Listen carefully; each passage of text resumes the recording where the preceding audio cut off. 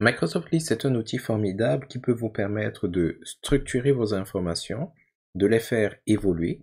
Vous pouvez même leur appliquer des traitements de base, comme par exemple classer, filtrer. Vous pouvez même faire des calculs parce que Microsoft List a des fonctionnalités similaires à Excel où vous pouvez, par exemple, grâce aux valeurs calculées, effectuer tout genre de combinaisons de calculs. Mais la puissance de calcul de Microsoft List ne peut en rien se comparer avec celle, par exemple, d'un outil comme Excel.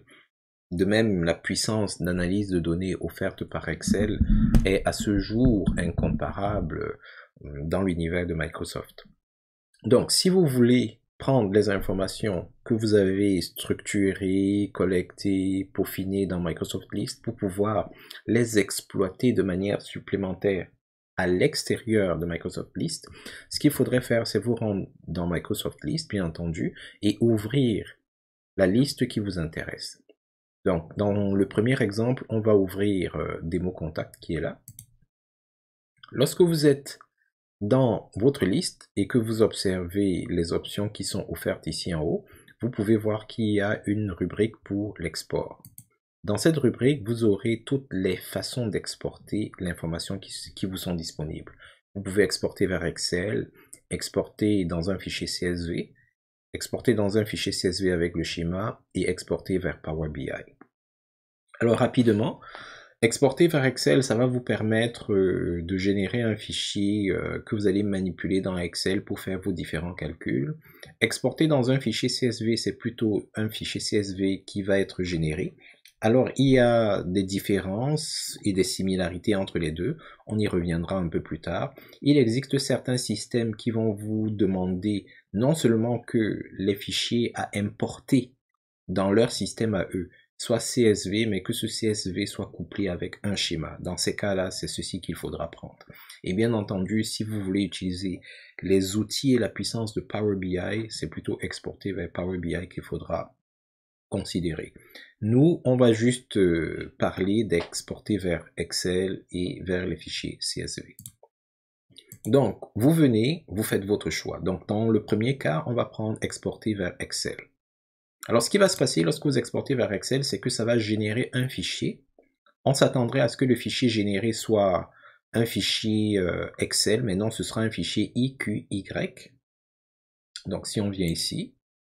Alors, ce fichier, comme vous pouvez le voir, c'est un fichier de requête web. C'est pas un fichier Excel en tant que tel. C'est un fichier qui va aller sur Internet à une adresse qui est configurée à l'intérieur du fichier et qui va interroger donc la source de données qui se trouve à cette adresse. Dans ce cas-ci, la source de données, c'est notre liste qui est à cette URL-ci. Ça dépend de chaque système, bien entendu. Donc, ce qui va se passer quand on va ouvrir ce fichier, c'est qu'il va venir à cette adresse, lire toutes les informations qu'il y a à l'intérieur de cette table et puis aller les mettre dans un fichier Excel. Alors, cette façon de procéder a des avantages et des inconvénients. Le premier, en termes d'inconvénients, c'est le fait que c'est pas directement un fichier Excel. Ça fait que, et pour pouvoir exploiter les fichiers query, vous avez besoin d'avoir une version Excel desktop, une version d'Excel qui est installée sur votre ordinateur. Si vous utilisez par exemple Excel pour le web, vous ne serez pas capable d'exploiter ces fichiers-ci. Ils ne peuvent pas être lus, interprétés. Je sais même pas pourquoi d'ailleurs. Si vous utilisez d'autres systèmes qu'Excel, par exemple LibreOffice, c'est possible, mais la compatibilité n'est pas à 100%. Mais il y a des mécanismes qui peuvent vous permettre de lire néanmoins. Regardons maintenant du côté des avantages.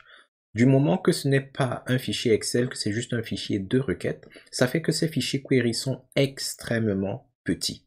Le deuxième avantage, c'est que chaque fois que vous exécutez ce fichier, il vient interroger à nouveau votre liste. Ça fait que si votre liste a changé entre-temps, les informations réinterrogées vont se mettre à jour.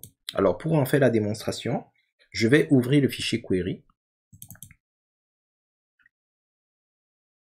Et il y a un mécanisme de sécurité qui va vous empêcher de le visualiser directement. C'est un peu normal parce que le principe des fichiers query, c'est qu'ils vont sur Internet interroger des informations et les ramener sur votre ordinateur. Donc si par malheur, la source qui va être interrogée est corrompu, contient des virus, ce genre de choses, ça pourrait affecter négativement votre ordinateur ou votre réseau ou votre entreprise. C'est pour ça que par défaut, c'est bloqué. Donc, si vous êtes à l'aise avec ce mécanisme, si vous êtes conscient de la nature des informations que vous allez interroger, vous pouvez activer. Dans notre cas, c'est nous qui avons téléchargé le fichier query et nous savons que l'objectif de ce fichier, c'est d'aller interroger notre liste. Donc, il n'y a pas d'enjeu. On va donc cliquer sur activer. Et quand vous cliquez sur activer, il va interroger la base de données, la liste, et puis il ramène les informations. Donc, avant d'aller plus loin, j'aimerais attirer votre attention sur le comportement donc de cette liste. Alors, vous voyez ici, ça s'appelle classeur général. Je vais enregistrer ce fichier. Je vais le laisser ici dans téléchargement. Donc, je vais l'appeler classeur 1.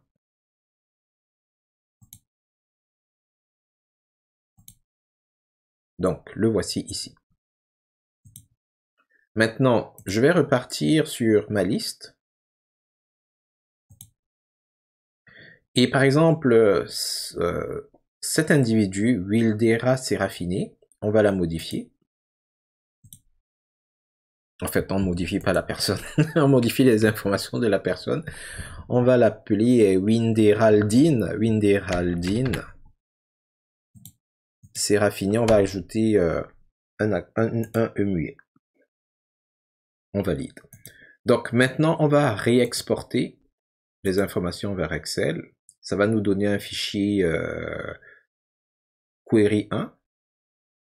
Donc si on revient ici, voilà le deuxième fichier que ça nous donne. On va ouvrir le fichier.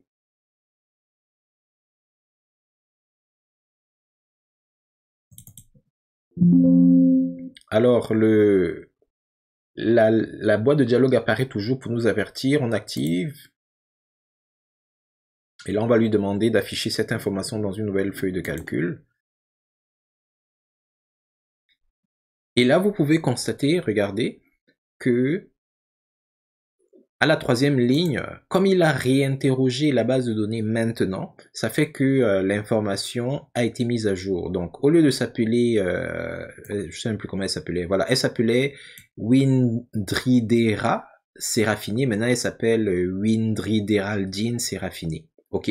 Une autre façon de voir l'avantage des fichiers query, c'est si on revient sur le fichier original, on vient ici là au niveau des données et on lui demande d'actualiser. Je ne sais pas si vous avez vu, mais il est allé rechercher l'information à jour et il l'a mise à jour ici là. Ça fait que ce n'est plus Wildera, je sais plus comment elle s'appelait. Il a pris les informations qui ont été changées. Donc l'avantage d'avoir un fichier query versus un fichier Excel tout court, c'est que chaque fois que vous allez actualiser la requête, les informations mises à jour de votre fichier vont être prises en compte. Donc, avant de revenir sur les fichiers query, examinons une autre option. Donc, on aurait pu plutôt exporter les informations vers un fichier CSV. Donc, si on fait comme ceci, il va générer cette fois-ci un véritable fichier CSV. Donc, si on revient dans notre dossier de téléchargement, le voici, démo contact 08. Alors, si on l'ouvre et que vous avez un classeur, un fichier Excel sur votre bureau, Excel va l'ouvrir. Alors, suivant la configuration du fichier CSV, il y a des versions d'Excel qui vont l'interpréter correctement et l'ouvrir comme il faut, et puis il y en a d'autres qui vont l'ouvrir un peu bizarrement comme ceci. Donc, une autre façon d'exploiter ce fichier aurait pu être d'avoir par exemple une nouvelle feuille de calcul, de faire données, obtenir les données à partir d'un fichier texte CSV. Vous cliquez dessus.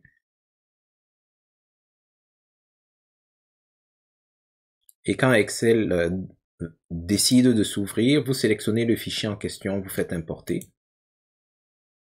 Alors il va analyser le fichier, et en analysant le fichier, il va découvrir à peu près comment est-ce qu'il est structuré. Donc si vous vous rendez compte que la structure qu'il a détectée est la bonne, vous acceptez, vous faites charger, par exemple, tout simplement. Et là, ça va vous donner une structure qui est plus proche de la réalité que, par exemple, celle avec laquelle il a essayé d'ouvrir ici, là. Bon, mais ça, c'est du traitement Excel. Donc, une des différences entre le fichier CSV et le fichier Excel, c'est que vous pouvez constater que ici, il a juste récupéré les informations utiles.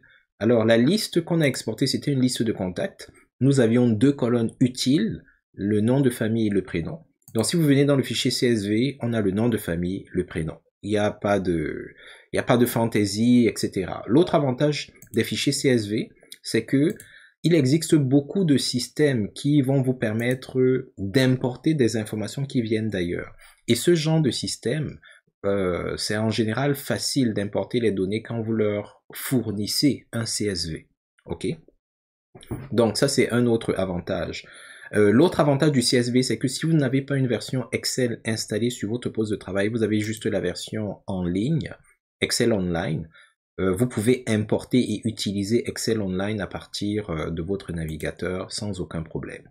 Maintenant, si on vient au niveau des enjeux des fichiers CSV, un des enjeux, c'est que vous avez vu ce qu'on a fait tantôt quand on a mis à jour l'enregistrement pour WinDream, je sais pas trop comment elle s'appelle là. Grâce au fichier de requête, on a été capable d'aller interroger la version mise à jour de notre liste. Si vous avez un fichier statique comme un fichier CSV et qu'il y a des modifications que vous voulez aller revalider, vous n'aurez pas d'autre choix que d'exporter à nouveau les informations sous forme de CSV et de les ramener ici à l'intérieur. Très bien.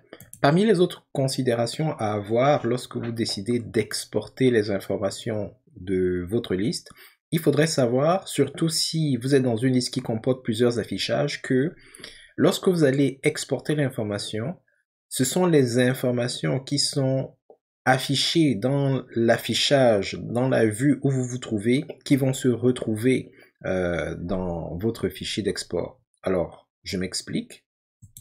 Donc là, je vais revenir. Et avant d'aller plus loin, une des différences entre la version Excel qui est générée par le requêteur et puis la version CSV, c'est que en plus des colonnes utiles, comme par exemple, ici on avait le titre, ou plutôt le nom, le prénom, vous avez également une colonne qui détermine, qui indique la nature de l'enregistrement. Donc ici, vous comprenez que c'était un élément. Si c'était un dossier, il aurait mis dossier, etc. Et vous avez également le chemin d'accès vers l'élément. Autre chose très importante ou très particulière entre les deux, si vous regardez bien entre la version Excel et puis la version CSV, c'est que dans la version Excel, il conserve le nom de certaines colonnes. Alors parfois vous ne voyez pas exactement le nom exact de la colonne. Comme par exemple ici il a mis titre, là il a mis colonne 01. Ici par contre vous voyez que la première colonne c'était nom de famille, ça dit le nom que nous avons manipulé. Parce que n'oubliez pas que lorsque vous créez une liste dans Microsoft List, par défaut il crée une première colonne qu'on ne peut pas supprimer qui s'appelle titre. Vous pouvez la renommer parfois. Et puis, les autres colonnes, vous leur donnez différents autres noms. Mais là, vous voyez, il prend les noms, on va les appeler les noms système, si vous voulez, de ces colonnes-là. Tandis que dans la version CSV, il essaye de vous redonner le nom réel de ces colonnes-là en question. Donc, pour vous montrer l'impact de l'affichage sur l'export que vous avez, examinons une liste qui a plusieurs affichages. Prenons par exemple démo liste de tâches. Voilà, donc ici, nous avons un affichage, tous les éléments. La première colonne, c'est titre, ensuite on a description, priorité, etc. Si on prend plutôt l'affichage par statut, la première colonne, c'est statut, ensuite on a date, etc., etc. Donc, ce que nous allons faire, c'est que nous allons exporter vers Excel. Ça nous donne Query 2, qu'on va ouvrir. On active dans une nouvelle feuille de calcul. Alors, il y a une erreur, j'ai peut-être plusieurs fichiers d'ouvert. Donc, permettez-moi de fermer ce qui n'est plus nécessaire ici.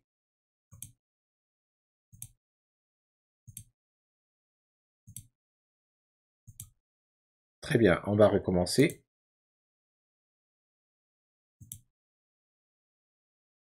Très bien, vous pouvez voir donc que nous sommes bel et bien sur l'affichage par statut.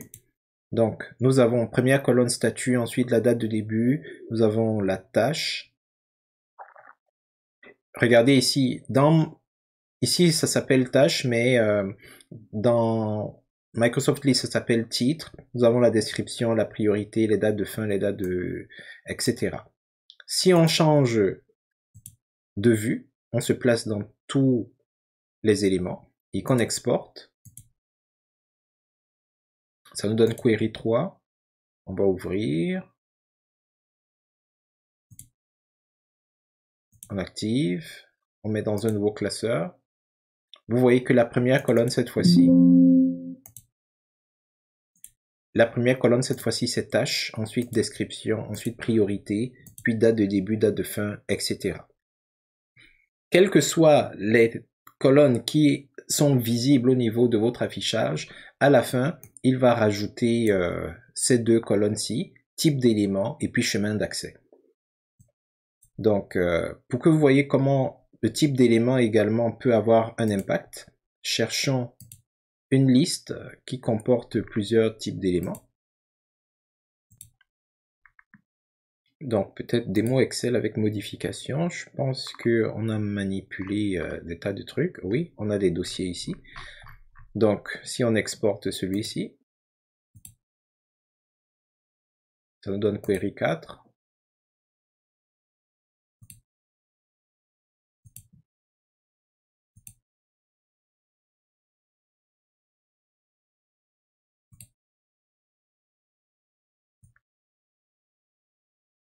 Alors, vous pouvez constater ici que comme dans cette liste-ci, nous avions différents types d'enregistrements, certains enregistrements étaient des enregistrements, et puis il y avait d'autres enregistrements, si on peut les appeler ainsi, qui étaient des dossiers. Ben, ça fait que lorsque vous exportez, vous avez ce qui est manifesté ici, là. Donc, vous pouvez voir qu'on a des éléments, on a des dossiers, etc., etc. Et justement, l'un des enjeux de l'utilisation des dossiers, si vous vous rappelez, quand on expliquait que dans les paramètres, vous pouvez décider d'activer ou de désactiver la gestion des dossiers. Ben, un des enjeux ici, c'est que les enregistrements qui sont ici à l'intérieur des dossiers, vous ne les avez pas nécessairement après. Donc, si vous voulez faire un traitement global sur tout les enregistrements qu'il y a dans votre liste, ça peut devenir un peu compliqué avec cette façon de fonctionner. Donc, ça c'est juste pour votre gouverne.